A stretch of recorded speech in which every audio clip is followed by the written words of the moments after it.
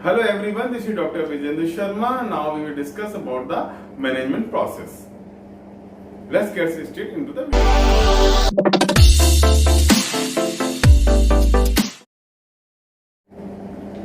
Hi everyone, this is Dr. Vijendra Sharma. Now we discuss about the management process. अब management process के steps को हम जानेंगे आगे आने वाले वीडियोस में। तो सबसे पहले हम जानते हैं कि मैनेजमेंट प्रोसेस में कौन कौन से स्टेप्स आते हैं। तो सबसे पहला आता है प्लानिंग, उसके बाद आता है ऑर्गेनाइजिंग, देन उसके बाद आता है स्टाफिंग, देन डायरेक्टिंग और उसके बाद कंट्रोलिंग। ये किसी भी मैनेजमेंट प्रोसेस के पार्ट्स होते हैं। तो हम लोग सबसे पहले बात करेंगे मैनेजमेंट प्लानिंग की। प्लानिंग क्या होती है उसके बारे में जानेंगे।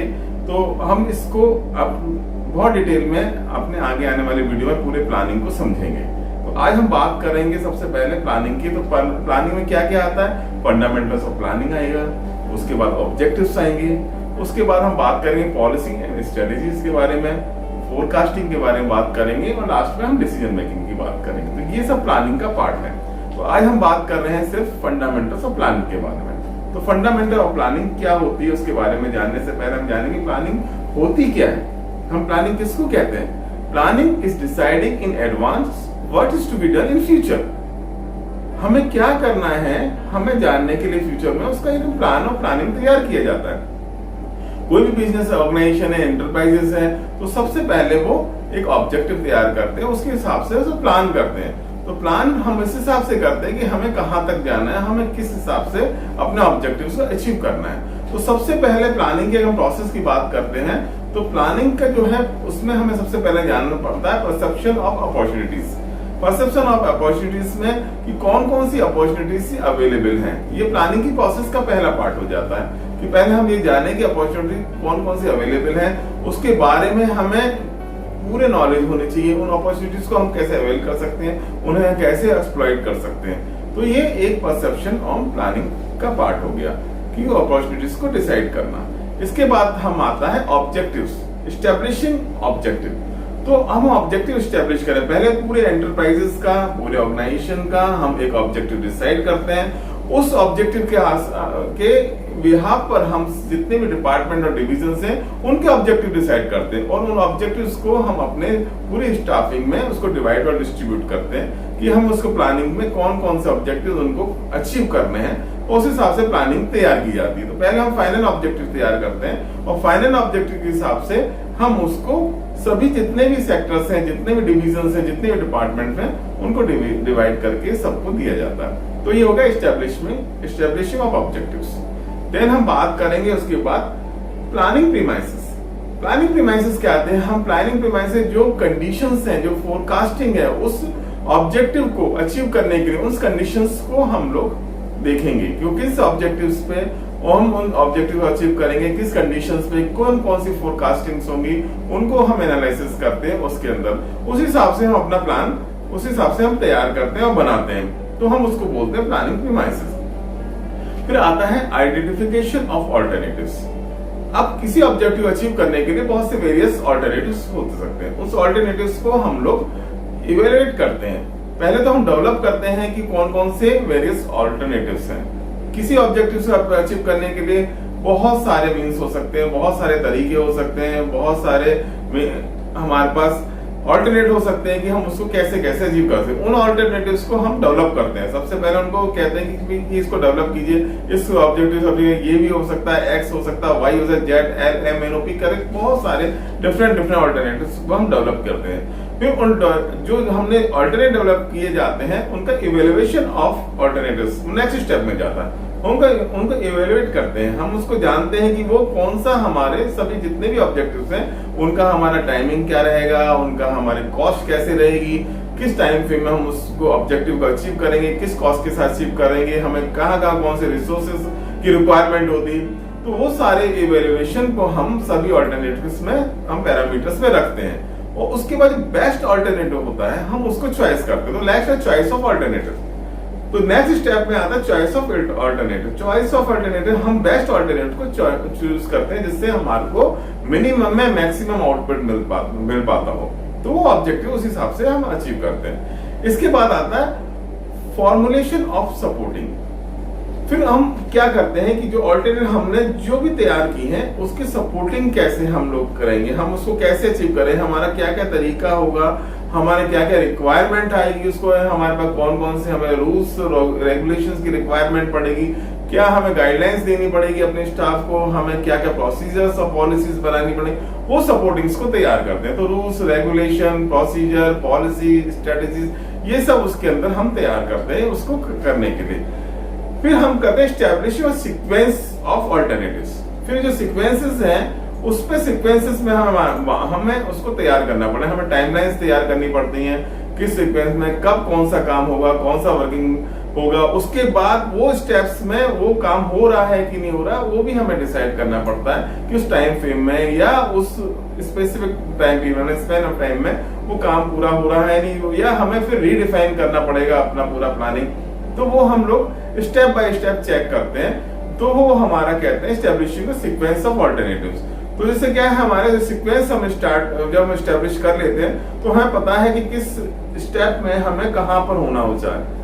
तो हमें वो हो सकता है कि हमें रिडिफाइन करना पड़े अपने ऑब्जेक्टिव को, अपनी प्लानिंग को मॉडिफाई करना चाहिए, क्योंकि प्लानिंग एक कंटिन्यूअस प्रोसेस है, तो हमको अपने स्टेप के अकॉर्डिंगली उसको बार बार चेंज भी करना पड़ सकता है, या हमें अपने ऑल्टरनेटिव्स को भी मॉडिफाई करना पड़ सकता है। तो वो एक कंटिन्यूअस प्रोसेस है और इस प्लानिंग कभी एंड नहीं होते है, कोई एंड प्रोसेस नहीं है कि वह हमने प्लानिंग कर दिया तो सब कुछ खत्म है, नहीं, प्लानिंग को हम रिडिफाइन करके बार बार उसमें मॉडिफिकेशन और चेंजेस भी कर सकते हैं। तो प्लानिंग एक बहुत फंडामेंटल और बेसिक है किसी भी ऑर्गेनाइजेशन के लिए, क्योंकि उसी बेस पे ही हमारे आगे का पूरा बिजनेस का फ्यूचर डिपेंड करता है।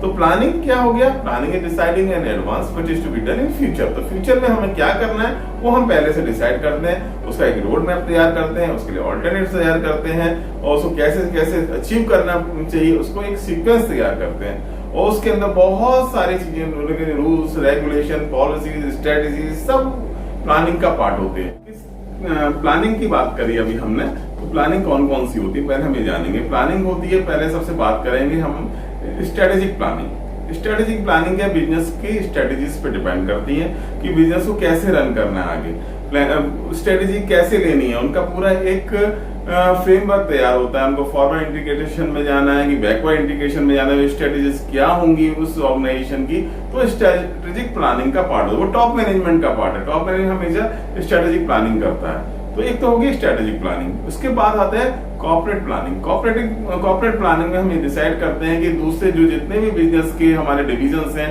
उनके हम किस हिसाब से उसका डिस्ट्रीब्यूशन करेंगे, उनका किस डिवीजन के पास कौन सा काम वर्क देंगे, कौन से काम होंगे, कौन कौन से उनके ऑब्जेक्टिव्स होंगे, वहां कौन कौन उस काम को करने वाले हैं और क्या टाइमलाइंस उनकी डिसाइड होगी। तो कॉर्पोरेट के हिसाब से वो एक प्लानिंग डिसाइड होती है, वो उसको हम डिस्ट्रीब्यूट करते हैं पूरे अपने ऑर्गेनाइजेशंस के अंदर। तो ये होगी कॉर्पोरेट प्लानिंग। इसके बाद operational planning. Operational planning day to day अपने के जो भी बिजनेस हम रन कर रहे हैं, जो भी हम प्रोडक्शन या जो भी मार्केटिंग एक्टिविटीज करते हैं वो ऑपरेशनल से रिलेटेड होती हैं। ऑपरेशन में क्या डे टू डे प्लानिंग होती है, शॉर्ट टर्म प्लानिंग होती है, उनको हम डे टू डे बेसिस पे अचीव करते हैं। तो हमने देखा अभी कि स्ट्रेटेजिक प्लानिंग हो गया, दूसरा कॉर्पोरेट प्लानिंग हो गया, जैसे ऑपरेशनल प्लानिंग, प्लानिंग के पार्ट्स हो गए। अब टाइप्स ऑफ प्लान की हम बात करते हैं। टाइप ऑफ प्लान क्या क्या होते हैं, तो सबसे पहले बात करते हैं प्लान होता है पर्पस ऑफ मिशन।